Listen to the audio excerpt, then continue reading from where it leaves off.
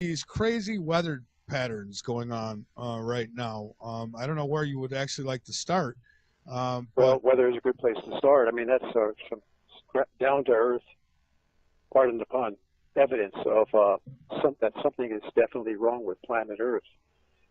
We see it in all sorts of weather phenomena, weather disasters, extreme cases of snow, heavy snow, record-breaking snow, in fact, and record-breaking cold, particularly in the South, which has never, in our memorable history, experienced such cold weather. The South has been devastated because they never have such cold, icy, snowy weather, and the roads. The proof is that they don't have assault trucks. They don't have the equipment to deal with this as the northern states do, and that's why the South has been particularly devastated. So there's evidence right there of historic, epic snow, cold, ice, etc. That has never occurred before. It's happening closer and closer to the equator. So Earth is in trouble. We look at floods. We've seen entire nations. I know it's easy to forget some of these disasters because they're not really highly publicized in the mass media. But if you look back, you'll recall that the entire nation of Pakistan was flooded out a few years ago. Virtually the entire nation was flooded out. And the entire nation of Australia, the continent, much of that was flooded out just a few years ago. We had floods all over the United States, and I know that people who live in those regions will never forget them. The epic floods in Texas, when Texas was basically floating away. Washington State, Louisville, Kentucky got flooded out very badly several times. Nashville, Grand Ole Opry was damaged heavily. Floods in every every portion of the United States, really. oh yeah, Storms, hurricanes that are huge, massive, large area hurricanes like Irene and Sandy. Typically, hurricanes cover a small area. look at They the hit like a Philippines. bullet. Look at the Philippines. What was that? 233-mile-an-hour winds. Yeah, I mean, over 200 miles an hour. I mean, that has never been recorded before. So the weather itself is proving that something is wrong with planet Earth because this has never happened before. Yeah. We could go on and on. We could talk about, as you say, the winds, the drought, record droughts. I mean, I remember, and I followed the Weather Channel quite a bit. Homes were so dry that the ground was cracking and the foundations of the houses were being destroyed because the ground was getting so dry, cracking and separating. Yeah. Excuse me. Mm-hmm. And And here we've got we're about to get hit with an ice storm here in Columbia, South Carolina. So they're putting warnings out about power outages, and so preparing for that. right, and this is one reason. We're seeing the reality of it hit home. We're feeling the pain of it. People in the South are going to have to deal with power outages. People up in where I live in New Jersey may very well have power outages due to the ice buildup on the trees and on the power lines, and then the winds too. So when you have ice buildup and you have winds, that's when power lines come down. And it could be for a long period of time. In fact, the Weather Channel is warning that these power outages may last a long time. So when you feel the pain of it, it's not so easy to dismiss the threat or the reality that Earth is in trouble. It's quite easy to dismiss it when everything is going fine. But when you see the reality of the pain that's hitting us from all these weather disasters, then you begin to realize that, hey, it's time to wake up, time to get in motion, time to prepare. That's my whole purpose, is trying to get people to prepare. I mean, why would I want to scare people just for the sake of scaring them? People watch horror movies for that reason, to be scared because they enjoy it. But that's not my purpose. That's not our purpose. We want to warn people. We care about people. Care about people protecting their lives and saving their lives. And that's why now they're beginning to realize that, yes, they have to get backup generators. They have to get solar panels. They have to start buying food, canned food. I mean, I've been stocking up, fortunately, before Fukushima's nuclear disaster in Japan, I had stocked up on sardines and salmon. And so that's non-radioactive sardines and salmon. And the dates are still good, still, within the period of freshness where they're not expiring yet. So I was lucky. Same thing with, you can get cans of Vienna sausages, and I have a bunch of those in the basement too, and cans of white meat chicken. Well, that's the kind of the protein that people will need when things start going, and mainly it's the power. When the power goes, that's when the stores get cleaned out, and well, everything, our fragile infrastructure, our web-like infrastructure of computers and delivery systems, just-in-time delivery systems, becomes disabled, actually. And nothing can be delivered to the stores. I mean, I was just watching the Weather Channel today.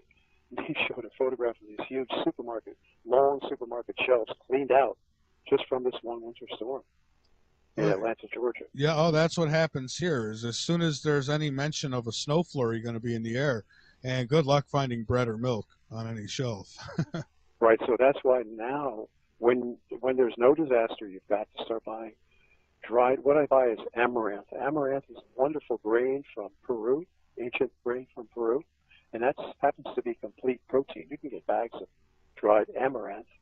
It's sort of like small beads, and not only amaranth, but there's dried millet and dried barley, dried lentils, dried split peas, very low cost, and those can be soaked for a period of time, and they get softened up without heat, partially softened anyway, so you can save fuel by soaking these grains and legumes in water for 12 or 15 hours. That's the kind of thing we have to start planning for. Plus sprouting seeds. I sprout seeds in a big jar. It's very easy to do. And the seed sprouts contain all the enzymes that the body needs to break down the foods and to digest them. Our bodies are depleted of enzymes because of our modern day false food that we're eating. So that's why our bodies cannot assimilate the carbohydrates and proteins and fats that we need to in order to keep the body strong and active. So these are all the things we have to start doing. Yeah, there's so many chemicals that are added to the food. It's ridiculous. I was just talking about this last night with Autumn, and I was like, if you're going to a regular grocery store, practically everything you're getting has got chemicals, preservatives, and all this, processed crap. And then we wonder why there's such an epidemic with cancers and different diseases. It's all this poison that's being put in the food. So I would suggest people to, get as pure as they can of whatever they're going to store, for sure. I mean, naturally, if you're starving, you're not going to complain that if you have a can of Chef Boyardee. But right. So, but you're right. You go for the basic foods that I've been mentioning, because they have not been tampered with. Dried legumes, and Vienna sausages. I mean, it doesn't come from the best, meat sources, and canned chicken may not be from the best chicken better farms, than nothing. but at least it's protein that'll keep you going. But you also supplement that with good vegetable protein also that is pure, because it's the basic grains and legumes that haven't been damaged by man's processing. Wouldn't be a bad idea for people to store seeds as well while they're still natural before Monsanto has all his, everything flipped over. Wouldn't be. That's right. You can go to the internet and look for heirloom seeds. Look for that word heirloom, Heirloom seeds. Those are non-GMO, and I keep them in a refrigerator, not in a freezer. I would not freeze seeds, but keeping them sealed real well in a refrigerator is a good thing to do. So there are many things. Of course, even more important than food would be water. Mm-hmm. You cannot survive very long without water. And again, I have stored many empty bottles over the years, plastic bottles. I don't like plastic, but it's the only thing you can get, basically, and that's what you can survive on it. And you can even filter the bottled water that's been sitting in plastic bottles, like for 5, 6, 7 years that I've had, sitting in these plastic bottles stacked up.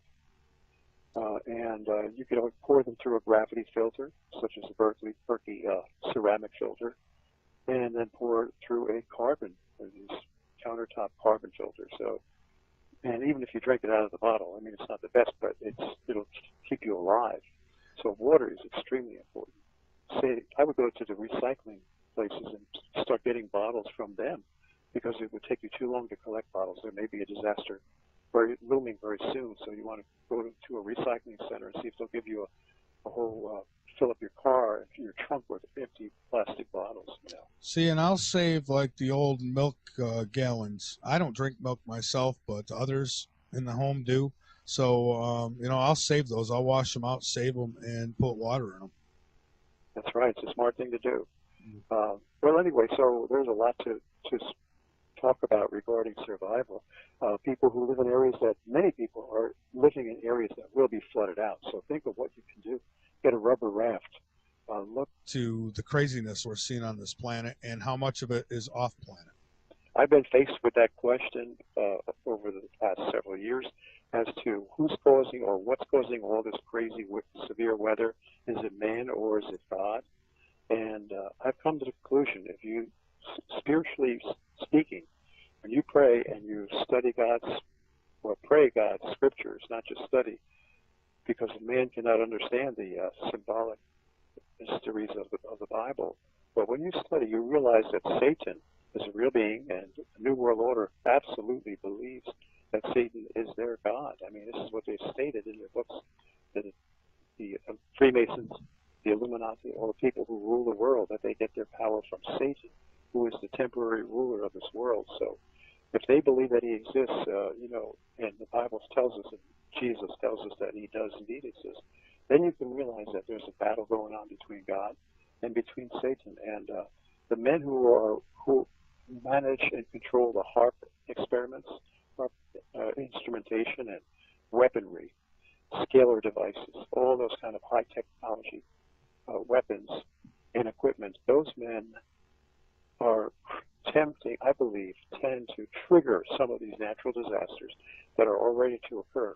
And the way I analogize it is I often say that these disasters, well, Planet X is like Batman, and man's HARP disasters are like Robin. So, yeah, man is a minimal, weak trigger for some of the natural disasters that are already developing. Satan wants to take Robin, that Satan wants to take the credit for what Batman is really doing. Yeah. What Planet X is doing to this Earth. And I just wanted to say that, and with some of the higher uppers, when you get up to that top level of control, I mean, these people literally believe that they're going to become God by controlling the people, the weather, everything. Yeah. Transhumanism, right? That there's a lot of talk about their transhumanist agenda, where they expect to live forever. And of course, this is part of the duel between God and Satan. God tells us that through his sacrifice that we can live forever. And Satan has given us a counterfeit promise that we can live forever through transhumanism. So it's all part of the dual battle between God and Satan. And it's the same thing with these natural disasters. Why would the New World Order want to take credit for all these disasters by giving us reason to believe that it was HARP that caused this earthquake or that earthquake? Because as long as we the people fear HARP and the government and the New World Order and the Illuminati, we will remain subservient to them and obedient. But once we realize that it's God bringing in Planet X, then people will fear God and turn their allegiance to God. Satan fears that. Satan hates that. So Satan wants to deceive us with the belief, and we know he is a great deceiver, and his men who rule the world from the pinnacle of the pyramid of power want to trick the world into believing that they have all the power to create these disasters. In fact, I just realized there's a parallel in the book of Exodus. The book of Exodus, from the Israelites represent the people who believed, who are true believers. And today, they were just a picture of the Israelites, were just a portrait or a representation of the people that God has empowered with faith today. And those people that he has empowered with faith today are spiritual Israel, and they're all over the world. There's some in Nigeria, some in the United States. They don't happen, some of them are Jewish, but many are of all different nationalities, races, and they're a minority, actually, in each race and each nation who believe, been chosen by God to believe in God. And that's what the Israelites of ancient Egypt represented, the future spiritual believers, which are us. Well, in those days, Pharaoh represented, in the book of Exodus, Pharaoh represented Satan, who dominated and enslaved the Israelites. Well, we are similarly, parallelly, being dominated and enslaved by Pharaoh, who is the New World Order, and will become the Antichrist soon. The Antichrist will emerge, and so you see the parallels there. Pharaoh's Egypt had them enslaved, working to build a great empire, the Egyptian empire, and the same thing is happening here. They keep us so busy that we cannot worship God, be devoted to God. In the book of Exodus, God spoke to Moses and told him, tell Pharaoh that I will hammer him with one disaster after another until he lets my people go into the wilderness so that they can worship me and not him. This was God's purpose, and God is doing the same thing right now. So Yeah. the book of Revelation is the ancient book of Exodus deja vu, all over again. And what I see like when it comes to these control freaks who are at the buttons and switches for us here, I see a bunch of guys who are really men and women, I should say, who are role playing. It's like they want to be that all powerful Antichrist, and it's like they're taking every step necessary to be that. And I'll say this, whether people believe that there's a Satan or not, or a devil or whatever you want to call him. One thing for myself I can't deny is that there has been real cases of demonic possession. And so there is an evil on the other side that is willing to take over your body, is willing to just really put people through hell, to say it lightly. I mean, I know of a couple of cases that were absolutely real. The woman wasn't nuts. She wasn't losing her mind. She wasn't on any crazy drugs. There was demonic activity in her home, and she had become possessed. And so you got to wonder, if you don't believe in a devil, you got to believe in that evil, because these things come from somewhere. Well, just look at the evil that these men are perpetrating. The men in power, it's far greater and far more sophisticated than you would think that any human being could have. And the plan that they have is the plan for world enslavement is so multifaceted, every front: education, the monetary system, the political system, the television, the brainwashing, mind control. All of this is such a highly complex system that you could say, well, yeah, these men were brilliant. But these men, again, they openly tell you that they worship Satan as their God. This is their declaration in their landmark book, Morals and Dogma, by Albert Pike. And Albert Pike was the grand sovereign commander of the ancient and accepted Scottish rite of Freemasonry back in the 19th century. And they all follow that. And Skull and Bones Society, secret society, is an American branch of Freemasonry. So Skull and Bones is basically subservient to all of the principles and teachings of Albert Pike in his book, Morals and Dogma. In that book, they state, we worship Satan as God. They call him Lucifer, but that's a nice name for Satan, which means the adversary in Hebrew. Yeah. Well, we know they exist, and if there's a Satan, then there's a God too. We could go on and on with the theology, but that's all related to Planet X. I'm quite sure. For example, the comets that cause we could get into the physics of what a comet does and how it caused these natural disasters on Earth that's recorded in the book of Exodus, and we could see that the comets were actually stated in the Bible as being angels of God. That's kind of hard to understand. But there's a supernatural transformation there where an angel actually becomes a comet or Planet X. And the physical effects are an electrical discharge. The comets are engulfed in plasma. This plasma is nothing more than hydrogen ions, positive, electrically positive charged hydrogen ions, which encircle the entire vast outer sphere of our solar system. And when these comets come in from deep space, they become saturated with this plasma as they enter into that big plasma bubble. And it's a electrically sticky bubble, just like a bee. Imagine a bee flying into a huge bubblegum bubble. Yeah. The bee is going to pick up all that, be engulfed with bubblegum and pull a long bubblegum tail behind it. And as the bee flies deeper and deeper toward the center of that huge bubble, what's happening is that the bubblegum trail that it's pulling becomes more and more stretched until it snaps. breaks free from the bubble. And when it snaps, it what does it form? A ripple, right? Take a long rubber band and pull it real tight, and stretch it way out and release it. Or if it breaks, it will sort of ripple very, very, rapidly in a fraction of a second. Well, that's an analogy that pretty closely defines what happens to these electrified plasma saturated comets as they pass into our solar system. And they've been observed as these ripply, dragon-like, roller coaster-like red objects in the sky. Some of the accounts given by ancient historians, as I recall, are something like it looked like a red fiery coil, a coil in the sky with a tail that was, spiraling like a coil. And the Chinese cultures from ancient Chinese cultures recorded it as a serpent in the sky.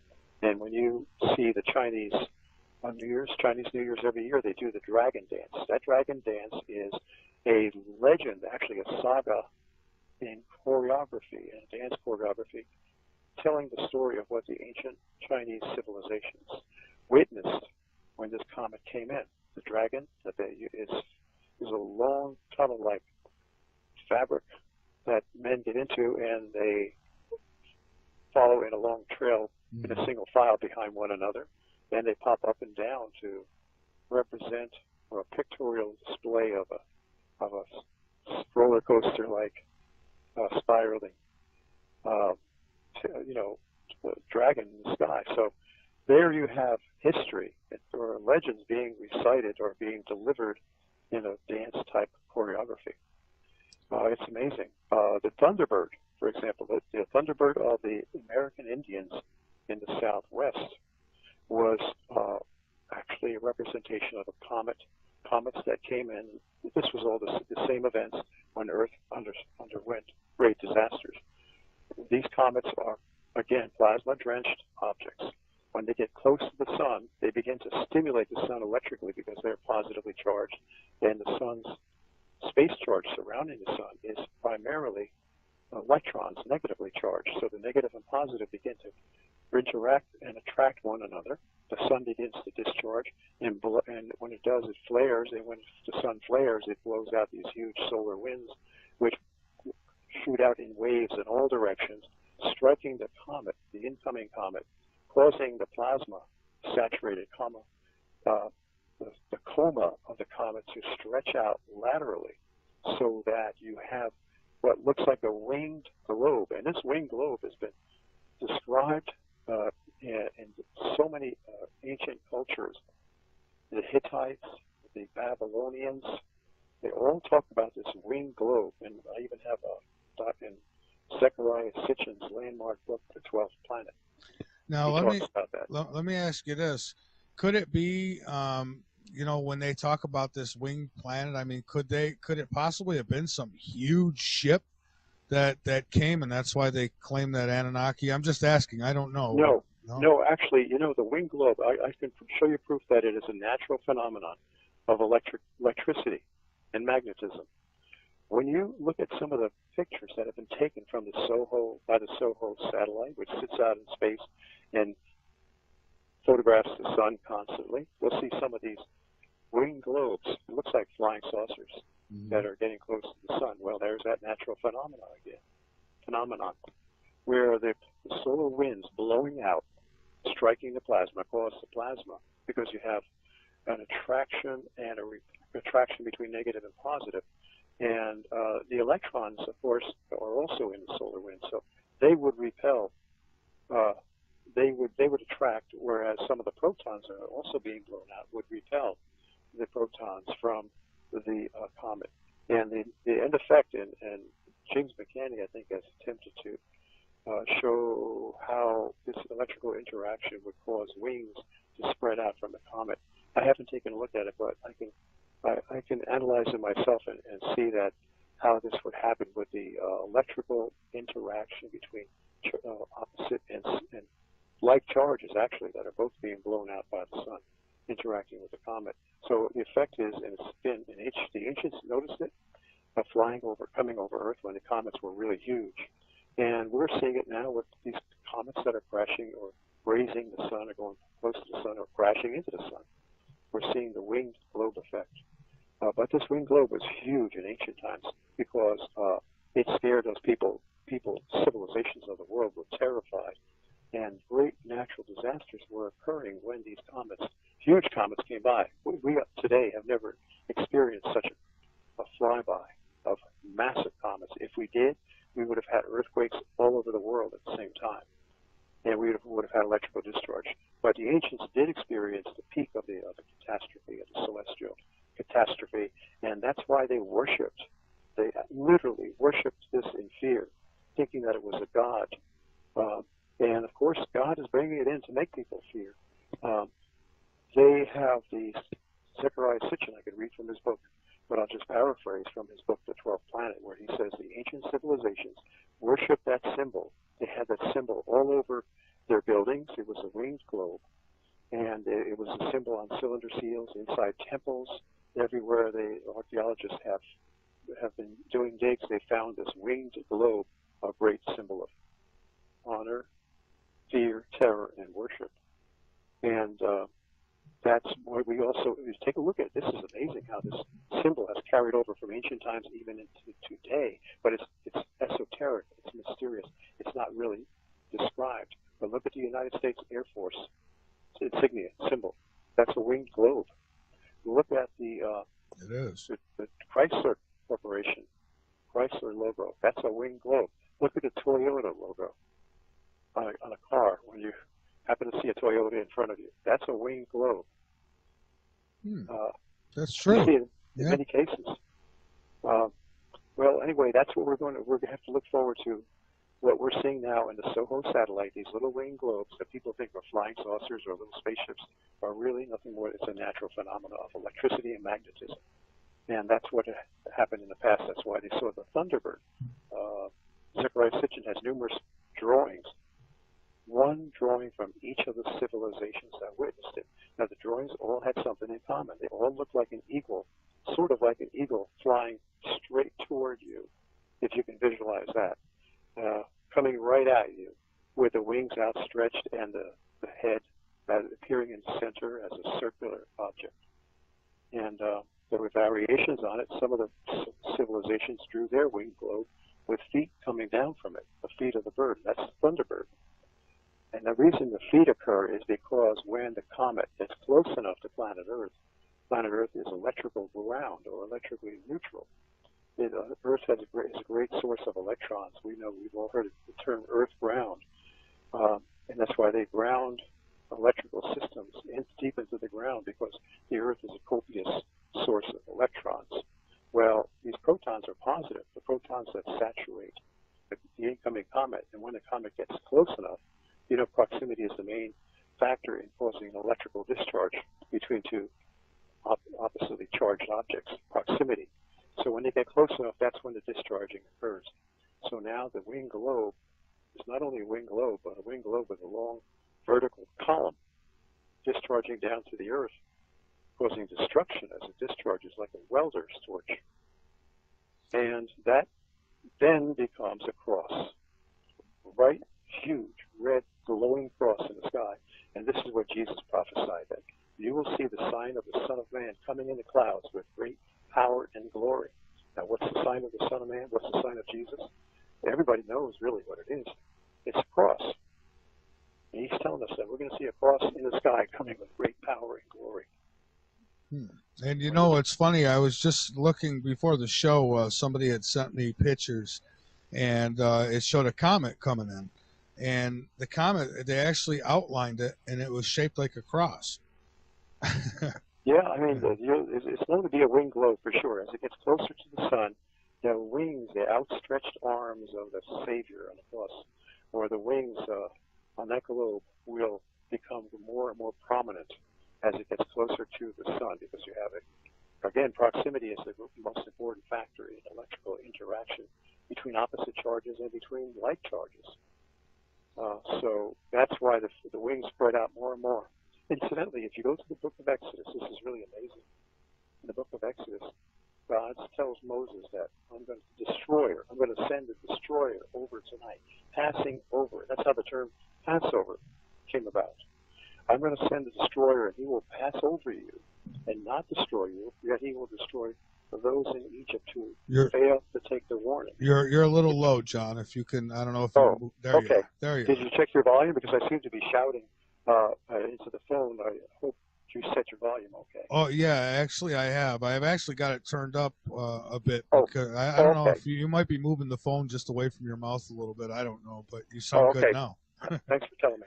Thank you. They were told by God. God told Moses to tell your people to take the sacrificial lamb, which is a symbolic representation of the coming of Jesus, the sacrifice for sin for all mankind.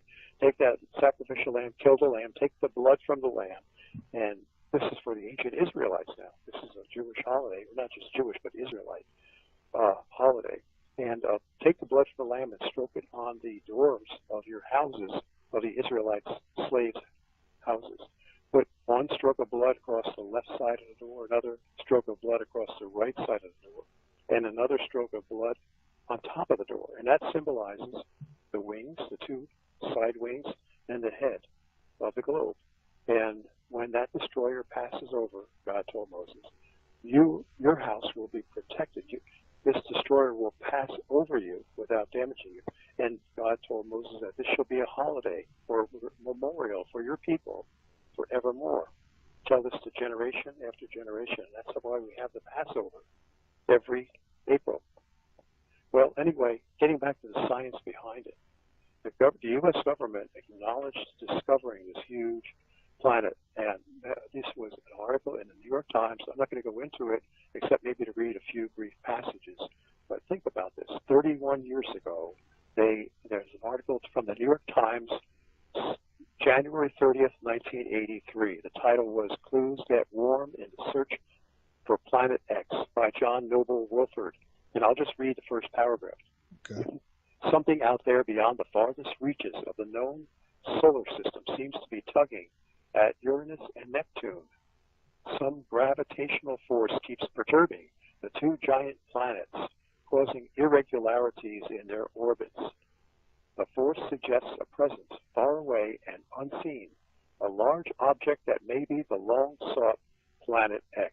So they're saying that it's been sought for a long time.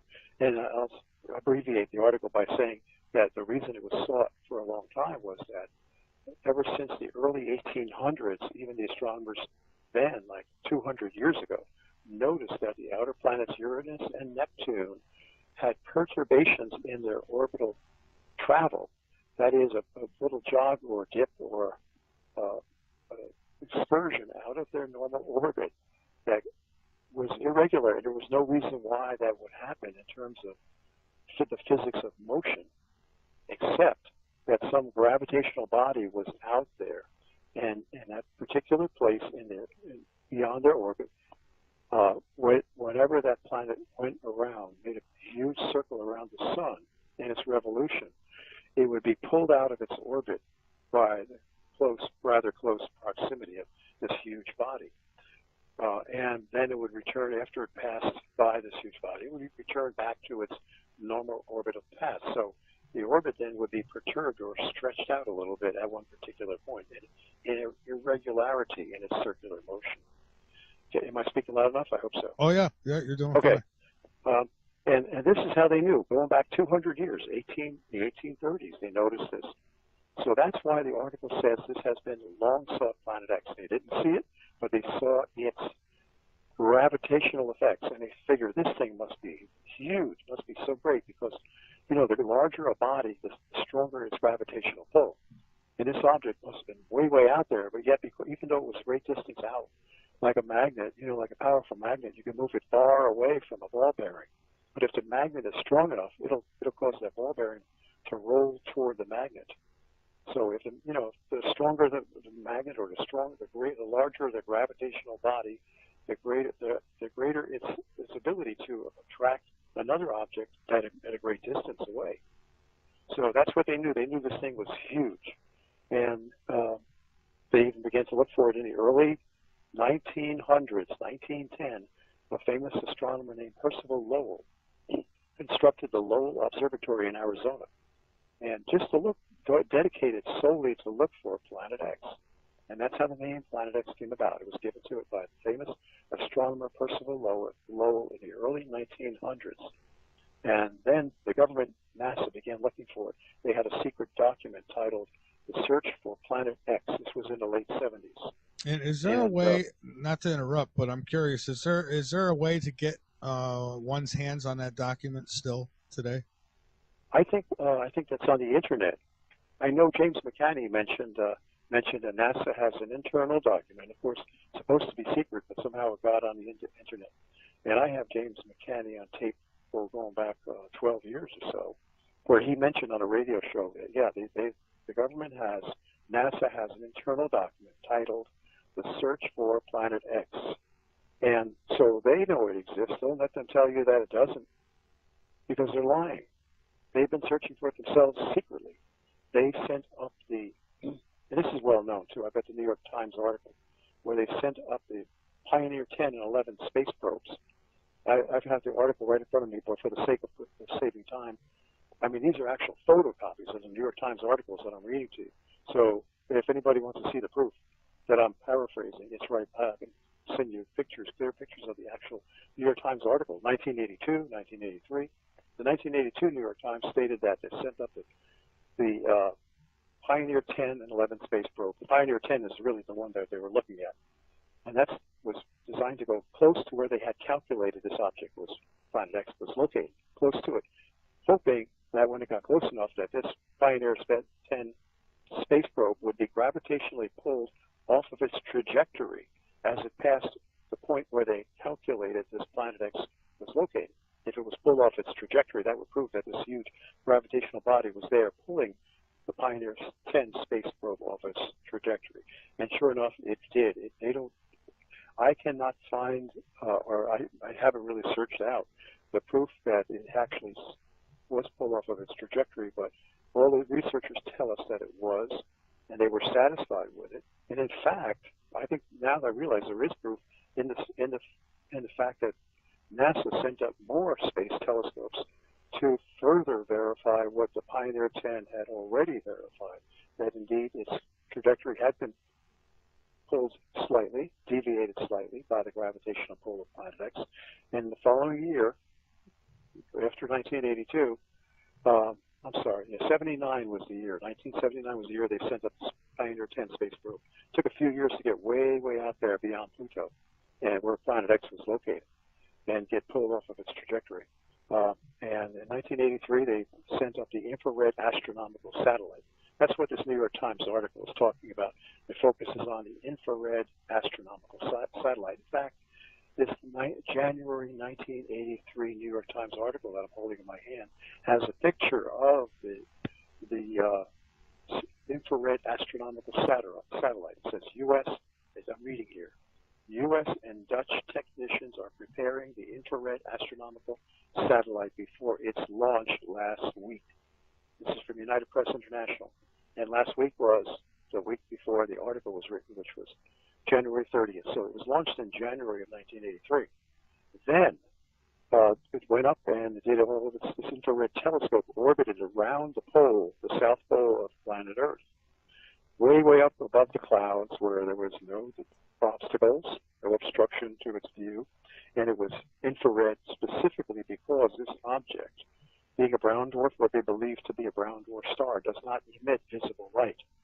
It emits only infrared light. It's a slow, smoldering brown dwarf star, a star that not a baby star. It didn't quite get big enough to light up like and ignite like our sun. It's a huge adult star, but this is a baby star. And those brown dwarf stars are quite common in the universe. This one, they emit only infrared light because they're not large enough to go into nuclear fusion and emit various wavelengths, the entire spectrum of light, just the infrared. So that's what the infrared astronomical satellite was designed to do. And indeed, that infrared satellite did spot, sight, and photograph Planet X. I've got the article in front of me. After the New York Times, the January 1983 New York Times article heralded the launch of the infrared astronomical satellite. 11 months later, 11 months after January 1983, in December 83, the Washington Post front page article heralded the discovery of Planet X. But then they didn't call it Planet X. They just said, "Wow, we found this huge body." And I'll read you the article, the actual article that I photocopied from the microfilm archives at my county library.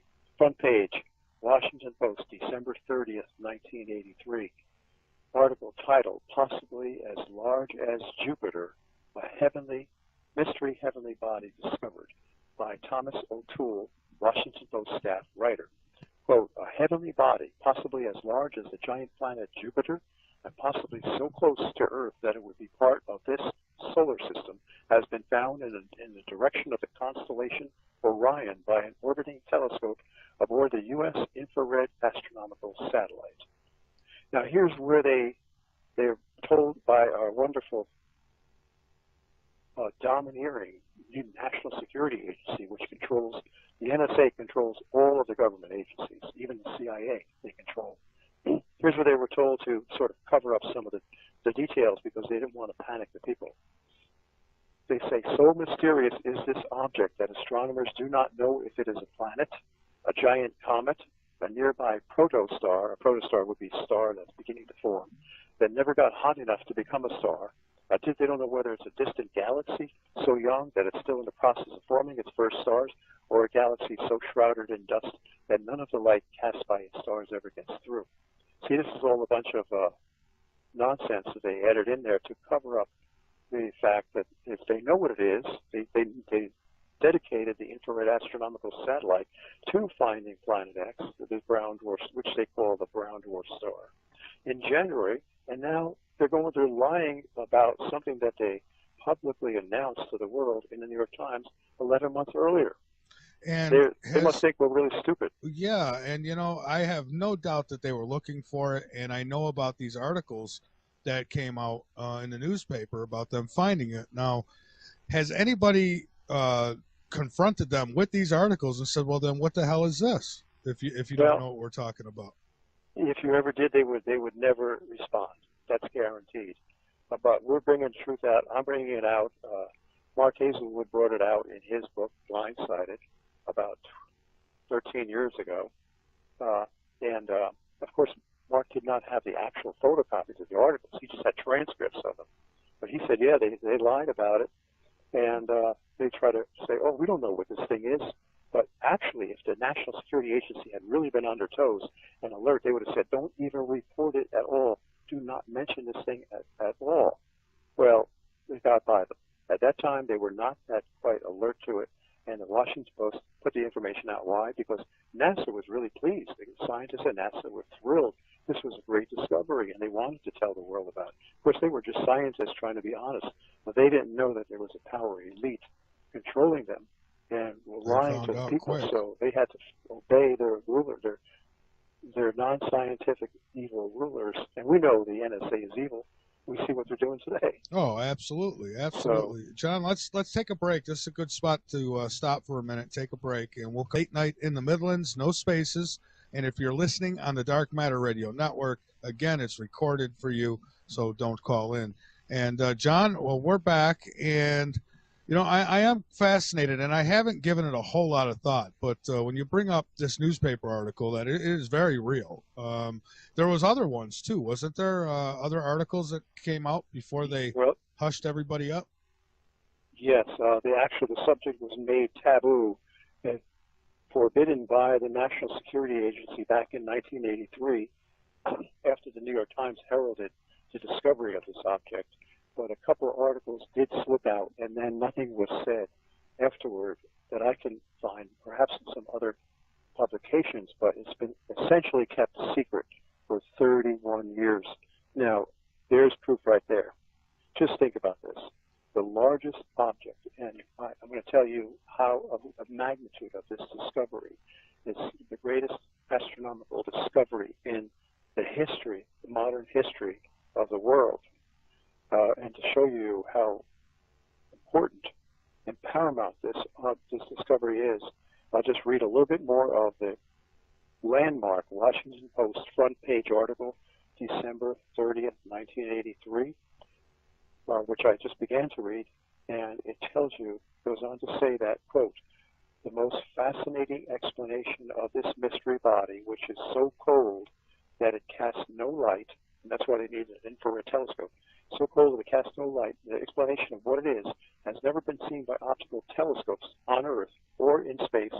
Their most, I'm cutting in with my own commentary here, is that the explanation is that it is a giant gaseous planet. This is all quotes from the article. A giant gaseous planet as large as Jupiter and as close to Earth as 50 billion miles.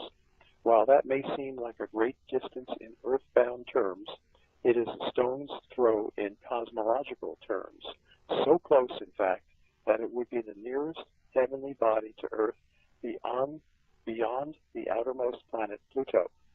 If it is really that close, it would be a part of our solar system, said Dr. James Houck, H-O-U-C-K, of Cornell University Center for Radiophysics.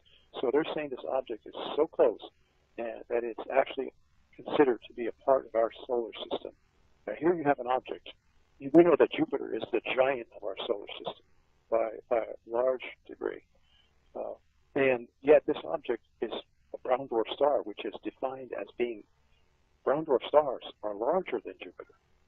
Yeah, so this object would have to be, it's so close it would have to be a member of our solar system. That's how important, astronomically important, this object is. And why so cold? Now, what is the mass? What is the magnitude of the gravitational pull of our sun? It's tremendous. It's hard to even visualize how great the gravitational pull of our sun is. But I'll tell you what the mass is estimated as. Nearly 1/3 of a million Earths. That's the mass of our sun.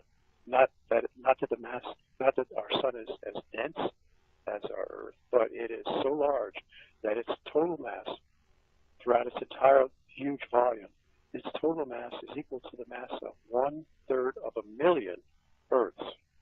So you can imagine with a mass that great as our sun has, the sun would be a tremendous gravitational magnet, so to speak, pulling objects around it. And the reason it doesn't pull Mercury into it, Mercury doesn't crash into the sun, the reason that Venus doesn't crash into the sun, and the reason Earth and all the other planets do not crash into the sun, is that there's a counterbalancing force, a centrifugal, the word fugal being derived from the word fugitive or fleeing from the center force, centrifugal force, which we experience that centrifugal force when we make a left turn in our cars. We tend to slide to the right, or when we make a right turn, we tend to slide to the left. Well, that's the centrifugal force that counteracts the centripetal or center-seeking force, center-pulling force that the sun exerts on the planet. So when those two forces, the centripetal force on the orbiting planet is counterbalanced by the centrifugal force of that orbiting planet, then the planet remains in at a fixed distance orbiting the sun. Otherwise, it will get pulled in. But take an object that happens to be passing by or being pulled in by the sun. It's not on a circular orbit. It's on maybe an elliptical orbit, which is pretty much approximates a straight line in some sections because it's such a long stretched elliptical orbit. Now it cannot revolve around the sun. Therefore, it must come zooming in toward the sun, and that's where the great danger is. It's like you have these, if you were to have runners on a track, Olympic runners, and you had a series of concentric tracks, one track within another, where all the runners are on their own track and they are safely passing one another without colliding into one another, because each one has a separate orbital track, just like our planets have their separate orbital paths. However, imagine an intruder, a bystander, who would come running through the tracks, racing toward the center of those tracks. He could be a great danger to the other runners, colliding with them, knocking them over. Well, in this case, the planets are so far apart that it's unlikely that there will be a collision. However, as this object passes by, even though it doesn't hit Earth, its gravitational and magnetic forces are so strong that those gravitational magnetic forces pull and massage the crustal skin of planet Earth on which we live, and pull and massage the underlying flesh, so to speak, of planet Earth, which is the magma mantle beneath the Earth. And that's why the Earth becomes deformed and mountains have been formed. We can see the evidence quite clearly in mountain building that has occurred throughout the ages as a result of this passing object coming in. And I'm a little curious here. Like you had mentioned that Jupiter is really close to being a brown dwarf star. So if that's the case, I mean, what determines what a moon is and what's not? Because now Jupiter has how many moons orbiting around of it? I mean, could any of those actually be planets? Yes, that's possible. I mean, it is. I'm not much. I haven't studied that so quite deeply enough. And even the scientists, astronomers, astrophysicists don't know if there's some form of life on Jupiter's moons, Ganymede, Io, Callisto, and Titan, is it, or Tycho? One of those moons could have life on it because they could be solid objects like Earth. They could be gaining heat energy and some form of minimal light energy from Jupiter, which would be their sun. And it's possible. I don't know for sure, but it's an interesting consideration. Anytime you have a brown dwarf star, or better yet, an adult star with planets orbiting around it, there's a possibility of life on those planets. Yeah, I mean, because they lie to us about so much, and that's why when people say, oh, no, there's definitely not life here or there, I say, well, if we're going to agree that we've been lied to, we have to also agree that we could have been lied to about everything. So who's to say that there's not planets orbiting Jupiter or something like that? And I mean, how would we know? We're not up there. Right. Well, there are planets orbiting Jupiter, and I think they're pretty curious to know if there's life. They look for water. That's the main indication of life.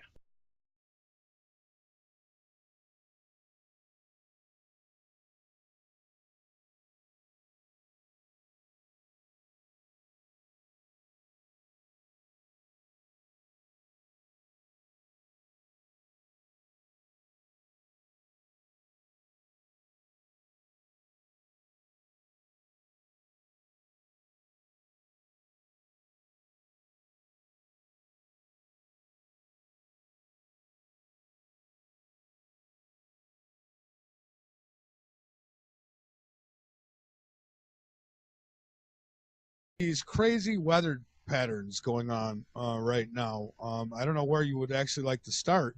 Well, weather is a good place to start. I mean, that's some down-to-earth, pardon the pun, evidence of that something is definitely wrong with planet Earth. We see it in all sorts of weather phenomena, weather disasters, extreme cases of snow, heavy snow, record-breaking snow, in fact, and record-breaking cold, particularly in the South, which has never, in our memorable history, experienced such cold weather. The South has been devastated because they never have such cold, icy, snowy weather, and the roads. The proof is that they don't have the salt trucks, they don't have the equipment to deal with this as the northern states do, and that's why the South has been particularly devastated. So there's evidence right there of historic, epic snow, cold, ice, etc. That has never occurred before. It's happening closer and closer to the equator. So Earth is in trouble. We look at floods. We've seen entire nations. I know it's easy to forget some of these disasters because they're not really highly publicized in the mass media. But if you look back, you'll recall that the entire nation of Pakistan was flooded out a few years ago. Virtually the entire nation was flooded out. And the entire nation of Australia, the continent, much of that was flooded out just a few years ago. We had floods all over the United States, and I know that people who live in those regions will never forget them. The epic floods in Texas, when Texas was basically floating away. Washington State, Louisville, Kentucky got flooded out very badly several times. Nashville, Grand Ole Opry was damaged heavily. Floods in every portion of the United States, really. Oh yeah. Storms, hurricanes that are huge, massive, large area area, hurricanes like Irene and Sandy, typically hurricanes cover a small area. Look at They the hit like a Philippines. bullet. Look at the Philippines. What was that? 233-mile-an-hour winds. Yeah, I mean, over 200 miles an hour. I mean, that has never been recorded before. So the weather itself is proving that something is wrong with planet Earth, because this has never happened before. We could go on and on. We could talk about, as you say, the winds, the drought, record droughts. I mean, I remember, and I followed the Weather Channel quite a bit, homes were so dry that the ground was cracking and the foundations of the houses were being destroyed because the ground was getting so dry, cracking and separating. Yeah. Excuse me. Mm-hmm. And here we've got we're about to get hit with an ice storm here in Columbia, South Carolina. So they're putting warnings out about power outages, and so preparing for that. Right, and this is one reason we're seeing the reality of it hit home. We're feeling the pain of it. People in the South are going to have to deal with power outages. People up in where I live in New Jersey may very well have power outages due to the ice buildup on the trees and on the power lines, and then the winds too. So when you have ice buildup and you have winds, that's when power lines come down, and it could be for a long period of time. In fact, the Weather Channel is warning that these power outages may last a long time. So when you feel the pain of it, it's not so easy to dismiss the threat or the reality that Earth is in trouble. It's quite easy to dismiss it when everything is going fine. But when you see the reality of the pain that's hitting us from all these weather disasters, then you begin to realize that, hey, it's time to wake up, time to get in motion, and time to prepare. That's my whole purpose, is trying to get people to prepare. I mean, why would I want to scare people just for the sake of scaring them? People watch horror movies for that reason, to be scared because they enjoy it. But that's not my purpose. That's not our purpose. We want to warn people. We care about people. Care about people protecting their lives and saving their lives. And that's why now they're beginning to realize that, yes, they have to get backup generators. They have to get solar panels. They have to start buying food, canned food. I mean, I've been stocking up, fortunately, before Fukushima's nuclear disaster in Japan, I had stocked up on sardines and salmon. And so that's non-radioactive sardines and salmon. And the dates are still good, still, within the period of freshness where they're not expiring yet. So I was lucky. Same thing with, you can get cans of Vienna sausages, and I have a bunch of those in the basement too, and cans of white meat chicken. Well, that's the kind of the protein that people will need when things start going, and mainly it's the power. When the power goes, that's when the stores get cleaned out, and everything, our fragile infrastructure, our web-like infrastructure of computers and delivery systems, just-in-time delivery systems, becomes disabled, actually. And nothing can be delivered to the stores. I mean, I was just watching the Weather Channel today. They showed a photograph of these huge long supermarket shelves cleaned out just from this one winter storm in Atlanta, Georgia. Yeah, that's what happens here. Is as soon as there's any mention of a snow flurry going to be in the air, and good luck finding bread or milk on any shelf. Right, so that's why now, when there's no disaster, you've got to start buying dried. What I buy is amaranth. Amaranth is a wonderful grain from Peru, ancient grain from Peru, and that happens to be complete protein. You can get bags of dried amaranth. It's sort of like small beads, and not only amaranth, but there's dried millet and dried barley, dried lentils, dried split peas, very low cost, and those can be soaked for a period of time, and they get softened up without heat, partially softened anyway, so you can save fuel by soaking these grains and legumes in water for 12 or 15 hours. That's the kind of thing we have to start planning for. Plus sprouting seeds. I sprout seeds in a big jar. It's very easy to do. And the seed sprouts contain all the enzymes that the body needs to break down the foods and to digest them. Our bodies are depleted of enzymes because of our modern day false food that we're eating. So that's why our bodies cannot assimilate the carbohydrates and proteins and fats that we need to in order to keep the body strong and active. Oh, So I these know. are all things we have to start doing. Yeah, Sorry. there's so many chemicals that are added to the food. It's ridiculous. I was just talking about this last night with Autumn, and I was telling her, I was like, if you're going to a regular grocery store, practically everything you're getting has got chemicals, preservatives, and all this, processed crap. And then we wonder why there's such an epidemic with cancers and different diseases. It's all this poison that's being put in the food. So I would suggest people to, get as pure as they can.